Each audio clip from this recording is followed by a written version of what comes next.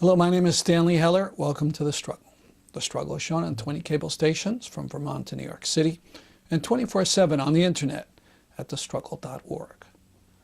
Our program today is dedicated to the memory of Neda Agha Soltan and all those who were killed by the Iranian regime last week. Neda was shot by a sniper as she walked near a demonstration in Tehran. Reportedly, her family was barred from having any kind of ceremony at her burial and was driven from her home. Our show today will be mostly about a demonstration in support of the people of Iran that occurred in Providence, Rhode Island. We'll also continue with the analysis of psychotherapist Harriet Fraad talking about how the Great Recession is affecting family life, how it is shocking it, and her ideas for what should be done. Iran.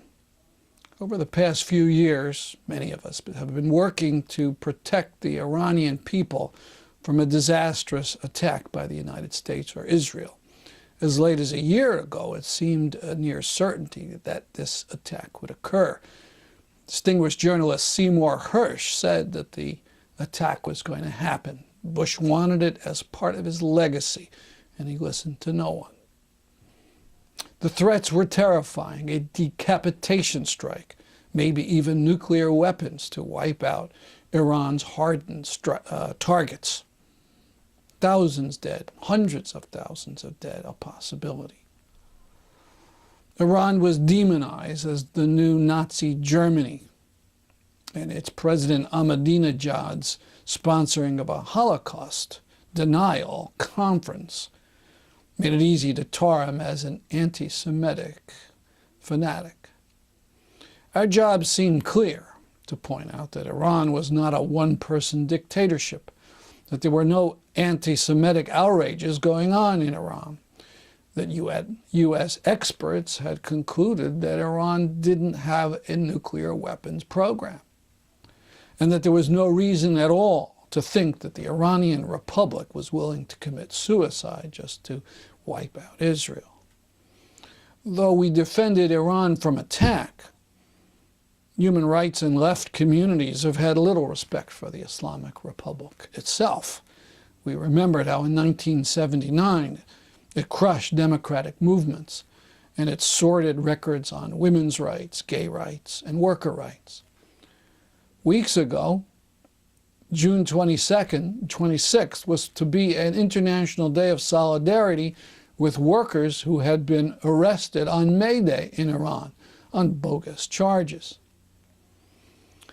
Still, Iran's government supported the Lebanese struggle for freedom from Israel, and some appreciated its rather crude criticisms of Israel in the face of the surrender of Arab governments on the question of Palestine. Then came the Iranian presidential election, the so-called landslide for Ahmadinejad, charges of fraud, the huge demonstrations in Iran of hundreds of thousands of people, and the killing of peaceful protesters. Now we have a double duty to support the Iranian people working for their freedom while still opposing an Israeli blitzkrieg or European and U.S. government plans to make Iran another cash cow for the oil companies. The hypocrisy of the West is stunning. These governments had stood silent as Israel committed mass murder in Gaza and watched approvingly the everyday killings of Palestinians during nonviolent protests in the West Bank. Now, suddenly, these governments were outraged at the killing of Neda. President Obama proclaimed the universal rights to assembly and free speech must be respected, and the United States stands with all who seek to exercise those rights. Yet somehow, Obama has never said one word to the family of American Tristan Anderson, who was gravely injured while observing nonviolent protests on the West Bank. Top Israeli leaders go further. They publicly say that Ahmadinejad is their preferred candidate, that it's better that he stay in power. That way, the demonization of Iran could continue, and their goal of reducing Iran to rubble could finally be achieved. As the head of the Israeli Mossad put it, with Ahmadinejad as president, it would be easier to garner support from around the world for pressure on Iran. On June 28th, several dozen people came down to Rhode Island's state capitol to show solidarity for the people in the Iranian street. People united will never be defeated. The people united will never be defeated. The people united will never be defeated. The people united will never be defeated. The people united will never be defeated. The people united will never be defeated. The people united will never be defeated. The people united will never be defeated. The people united will never be defeated. Bye, dictator! Die, die, dictator! Bye, bye, dictator! Bye, bye, dictator! Bye, bye, آزادی We می‌خواهیم. want freedom and mercy! آزادی می‌خواهیم. آزادی می‌خواهیم. آزادی می‌خواهیم. آزادی می‌خواهیم. We're here today to demand two things. First of all, to show solidarity with the people of Iran in their struggle for democracy and the rights of free assembly and free speech. And secondly, to say that the U.S. and Israeli governments should not take this opportunity as an excuse to intervene in the affairs of Iran. This is a government that has no right to tell anyone else about democracy or rights.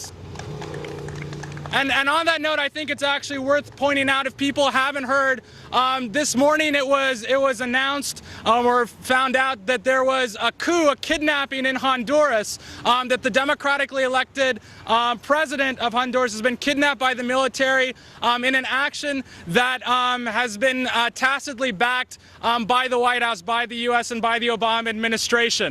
I think this is. I want to first call up Nader. Nader's a refugee from Iran.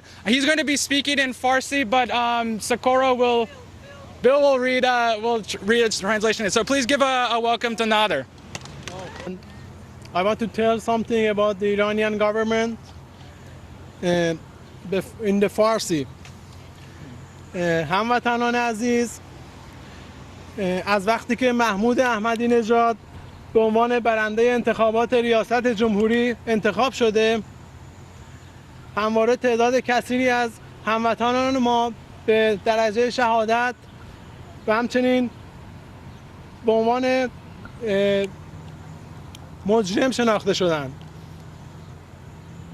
و در مقابل نتیجه انتخابات خیلی از ایرانی‌ها دستگیر شدند.